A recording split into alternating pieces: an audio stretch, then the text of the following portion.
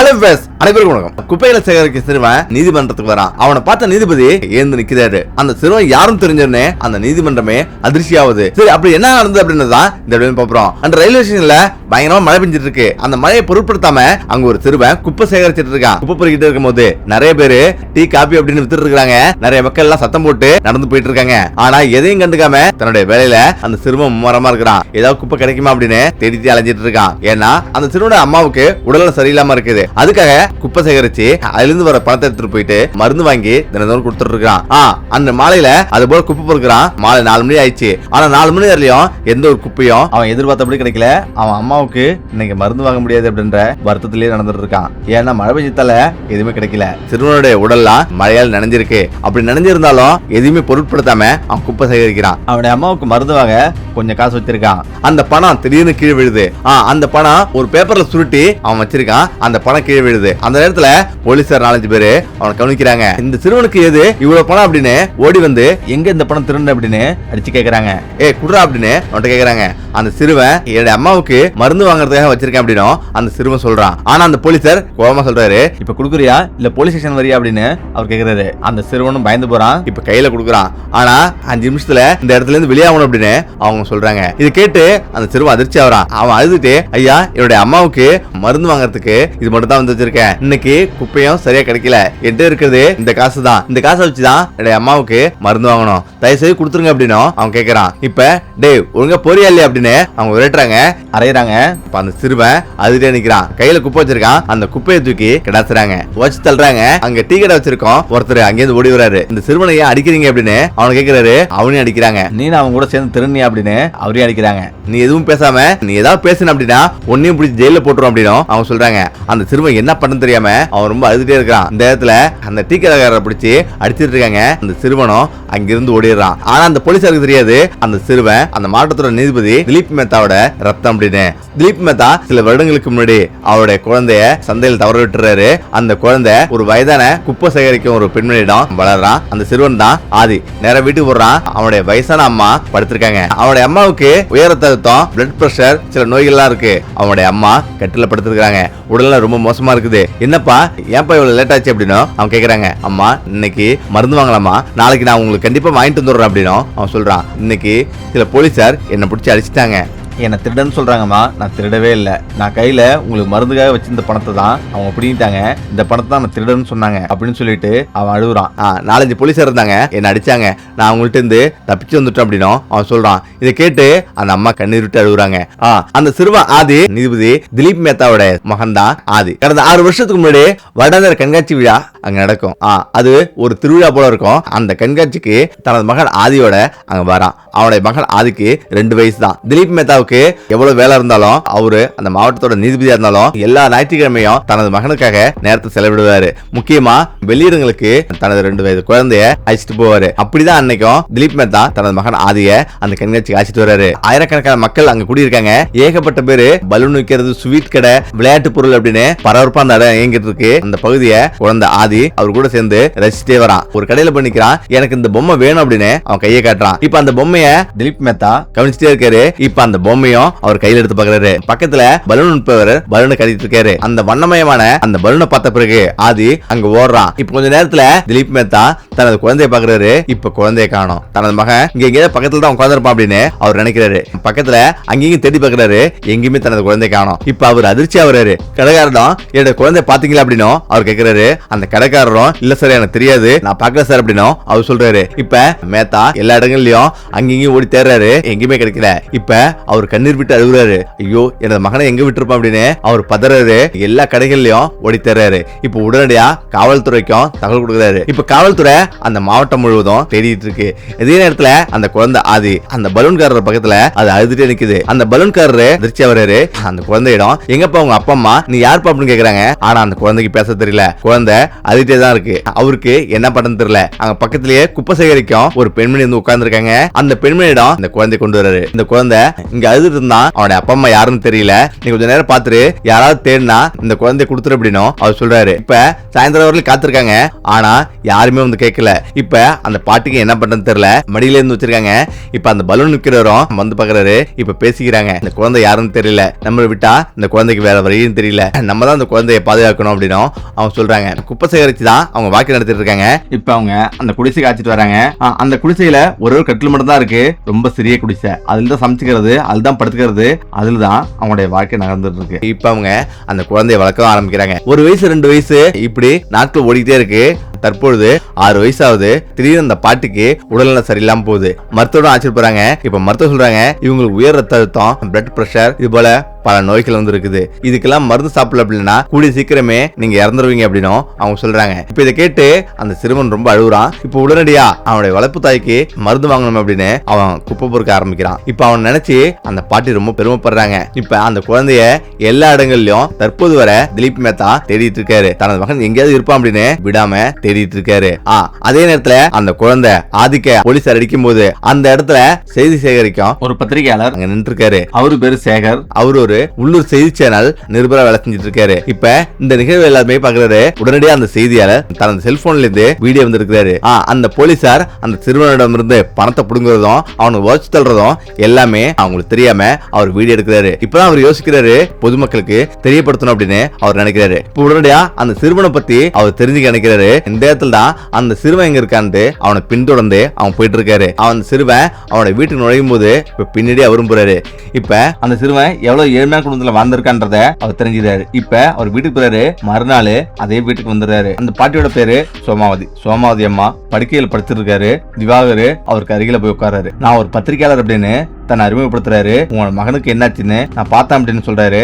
சோமாவதி அம்மாவும் ஆதியும் பயந்து போறாங்க. ஐயா, நாங்க எந்த தவறும் செய்யல அப்படின்னு ஆதி சொல்றான். இப்பதான் அந்த நிருபர் சொல்றாரு, இல்ல மகனே, நீ எந்த தவறும் செய்யல, தவறு அந்த போலீஸாரும் செஞ்சாங்க, நான் உனக்கு உதவ வந்தேன் அப்படின்னும் அவர் சொல்றாரு. இதை கண்டிப்பா மக்களுக்கு தெரியப்படுத்தணும் அப்படின்னும் அவர் சொல்றாரு. இந்த இடத்துல அந்த பாட்டியிடம் நீங்க யாரு என்னன்ட்டு முழு விவரமா கேக்குறாங்க. உங்களை பத்தி தெரிஞ்சுக்கணும் அப்படின்னு நான் ஆசைப்படுறேன் அப்படின்னும் அவர் சொல்றாரு. இப்பதான் அந்த பாட்டி சொல்றாங்க, இந்த சிறுவன் இவருடைய மகன் இல்ல, 6 வருஷத்துக்கு முன்னாடி ஒரு கண்காட்சியில இவன் கண்டெடுத்தான் அப்படின்னும் அண்டில இருந்து அவனை வளர்த்த வரேன் அப்படின்னும் சோமாவதி சொல்றாங்க. சேகருக்கு இந்த முழு கதையும் சுவாரஸ்யமா இருக்கு. ஒரு புறம் வறுமை, மறுபுறம் காவல்துறையோட அடக்குமுறை, ஒரு வயதான பெண்ணோட தியாகம், ஒரு அப்பாவி குழந்தையோட போராட்டத்தின் கதை அப்படின்னு அவர் உணர்றாரு. உடனடியா அவங்களே வீடியோ எடுத்துட்டு வந்து அந்த வீடியோவை எடிட் பண்ணி யூடியூப், இன்ஸ்டாகிராம், ஃபேஸ்புக் அப்படின்னு எல்லா வலைதளங்கள்லயும் 8 வயது குழந்தை தனது நோய்வாய்ப்பட்ட தாயின் மருந்துக்காக அவன் குப்பையில சேகரிக்கிறான். போலீசார் அவனது பணத்தை புடுங்குறாங்க. அது மட்டும் இல்லாம இறக்கம் இல்லாம தாக்கப்பட்டார் அப்படின்னும் தலைப்பு எழுதி சமூக ஊடகங்கள்ல பதிவேற்றாரு. இதை பார்த்து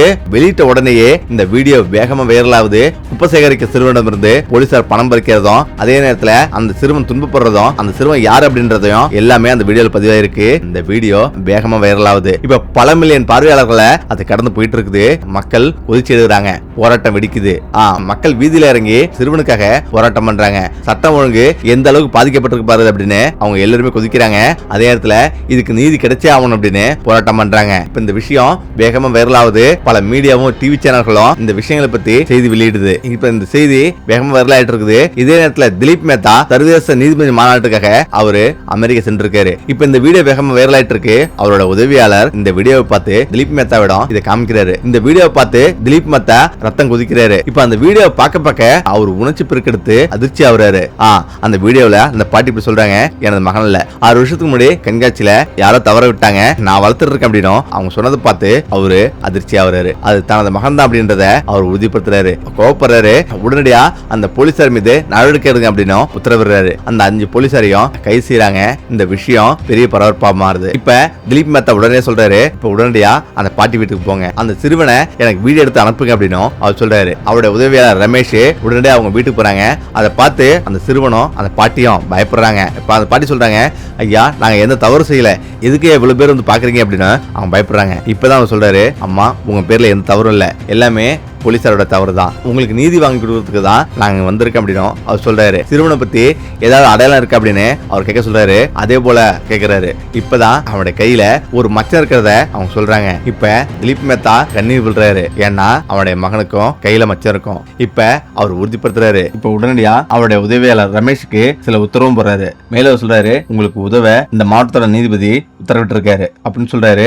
இப்ப அவங்க அமைதியா வராங்க. இப்ப உடனடியா சோமாவதி அம்மாவோட நிலையை பார்த்து நீதிபதி திலீப்புக்கு தகவல் தெரிவிக்கிறாரு. சோமாவதி அம்மாவுக்கு உடல்நிலை சரியில்லை அப்படின்னும் மிகவும் மோசமா இருக்காங்க. நீதிபதி திலீப் மேத்தா உடனடியா இப்படி உத்தரவு பிறப்பிக்கிறாரு. அந்த அம்மாவை உடனடியா இந்த நகர்ல இருக்கிற ஒரு பெரிய மருத்துவமனைக்கு அது செல்லுங்க அப்படின்னும் உத்தரவிடுறாரு. சரி சார் அப்படின்னு அவரோட உதவியாளர் ரமேஷும் தெரிவிக்கிறான். சோமாவதி அம்மா கும்பிட்டு எங்கள்கிட்ட பணம் இல்லை அப்படின்னும் மருத்துவமனை செலவு எப்படி செய்யறது அப்படின்னும் அவங்க கேக்குறாங்க. நீங்க பணத்தை பத்தி கவலைப்பட வேண்டாம்னு உதவியாளர் ரமேஷ் சொல்றான். தேவையில்லை, நீதிபதி எல்லா ஏற்பாடுகளையும் செய்வார் அப்படின்னும் அவன் சொல்றான். அவங்க சொன்ன பிறகு உடனடியே ஒரு ஆம்புலன்ஸ் வருது.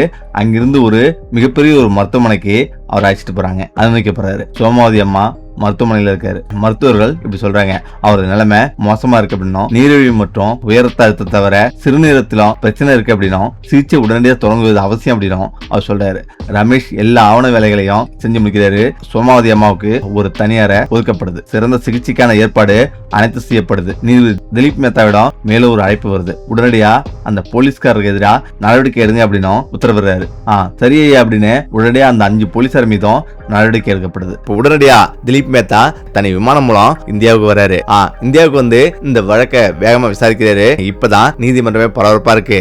இப்ப அந்த 5 போலீசாரையும் கோர்ட்ல ஒப்படைக்கிறாங்க. 5 போலீசார் சேர்ந்து 8 சிறுவனை கொடுமை செஞ்சிருக்காங்க. கொடூரமா தாக்கப்பட்டிருக்கு. உங்களுக்கு தக்க தண்டனை வழங்கணும் அப்படின்னு வாதாடுறாங்க. இதுல எந்த தவறும் இல்ல, அந்த சிறுவன் பொதுமக்களுக்கு இடையூறு செஞ்சான் அப்படின்னும் அவங்க சொல்றாங்க. இப்ப அந்த காணொலிய நீதிபதி பாக்குறாரு. இந்த வீடியோல பொதுமக்கள் யாருமே இல்ல, மழை பெஞ்சிட்டு இருக்கு. அதுவும் இதுல அந்த சிறுவனை அடிச்சு துன்புறுத்துறாங்க. பொதுமக்களுக்கு அந்த சிறுவன் இடையூறு செய்யல அப்படின்னும் இந்த வீடியோல தெளிவா தெரியுது அப்படின்னும் அவர் சொல்றாரு. இப்படி வழக்கு வாதாடிட்டு இருக்கும் போதே ஏகப்பட்ட பேரு நீதிமன்றத்துக்கு வெளியில மக்கள் கூட்டம் அலைமோதுது. இந்த போலீஸ்காரர்களுக்கு கடுமையான தண்டனை வழங்கணும் அப்படின்னு எல்லோரும் போராடுறாங்க. இப்ப சோமாவதி அம்மாவதியும் ஆதியையும் கோர்ட்டுக்கு அழைச்சி வராங்க. 1 மணி நேரம் கழிச்சு ஒரு ஆம்புலன்ஸ் நீதிமன்றத்துக்கு வருது. வெளியில சக்கர நாற்காலியில சோமாவதி அம்மாவை கொண்டு வராங்க. ஆதியும் அவங்களுக்கு அருகில நடந்து வந்துருக்கான். அவனோட துணி இன்னும் கிழிஞ்சிருக்கு. முகத்துல அடிபட்ட காயம் இருக்கு. ஆதி நீதிமன்றத்துக்குள்ள நுழைகிறார். நீதிபதி திலீப் மேத்தா மூச்சு திணறார். உடனே அவர் தனது இருக்கையிலிருந்து எழுந்திருக்கிறார். அவருடைய கண்கள் அகலமா விரிஞ்சிருந்தது. அவருடைய இதயம் வேகமா துடிச்சிட்டு இருக்கு. நீதிமன்ற அறை ஆச்சரியப்படுது. அனைவருமே ஆச்சரியப்படுறாங்க. இவ்வளவு பெரிய நீதிபதி ஒரு பிச்சைக்கார குழந்தைய ஏன் பார்க்க வரணும் அப்படின்னு எல்லோரும் யோசிக்கிறாங்க. நீதிபதியை பார்த்ததும் ஆதியும் பயந்து போறான். சோமாவதி அம்மாவுக்கு அருகில வரான். அம்மா, யார் இந்த பெரியவர் அப்படின்னும் அவன் கேட்கறான். நீதிபதியும் உங்க அறிக்கையை கொடுங்க அப்படின்னும் அவர் சொல்றாரு. இப்ப அந்த குழந்தையிடம் உனக்கு என்னாச்சு அப்படின்னு கேக்குறாரு. என்னுடைய அம்மாவுக்கு உடல்ல சரியில்லாம இருக்கு. நான் அவங்களுக்காக மருந்து வாங்கறதுக்காக குப்பை சேகரிச்சு அதுல இருந்து மருந்து வாங்கிட்டு இருக்கேன். ஆனா போலீசார் அன்னைக்கு என்ன ரயில்வே ஸ்டேஷன்ல அடிச்சு துன்புறுத்தினாங்க, பணத்தெல்லாம் வாங்கிட்டாங்க அப்படின்னும் அவன் சொல்றான். நீதிமன்ற வளாகத்துல இருந்த அனைவருமே அதிர்ச்சியா வராங்க. அந்த பாட்டி எல்லா விஷயத்தையும் சொல்றாங்க. இந்த சிறுவன் என்னுடைய மகன் இல்ல. இந்த சிறுவன் ஒரு கண்காட்சியில நான் கண்டெடுத்தேன். அவனை நான் கஷ்டப்பட்டு வளர்த்து வந்தேன். அவன் எனக்காக மருந்து வாங்குறதுக்காக இவ்வளவு விஷயம் பண்ணிட்டு இருக்கான்.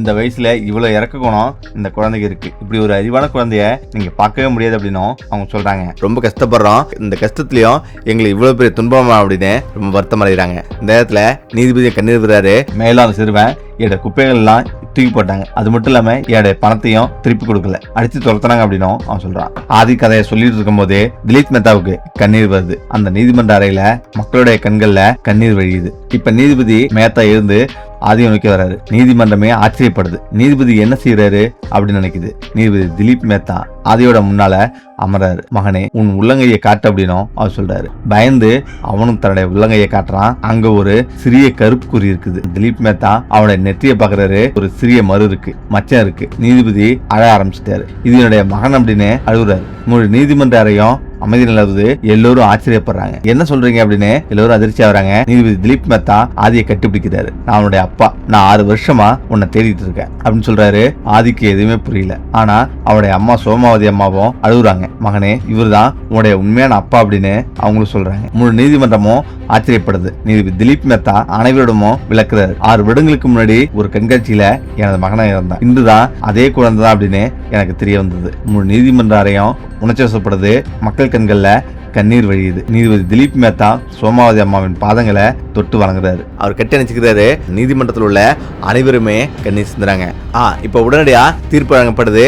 அந்த 5 போலீசாரையும் இடைநீக்கம் செஞ்சு உத்தரவிடுறாரு. அவங்கள ஜெயில இருந்து அடைக்கிறாங்க. அவருடைய மகனையும் அந்த பாட்டியை அழைச்சிட்டு தனது வீட்டுக்கு போயிடுறாரு. ஓகே, நம்மளுக்கு இந்த வீடியோ பிரச்சனை மீண்டும் அடுத்த சந்திப்போம். நன்றி, வணக்கம்.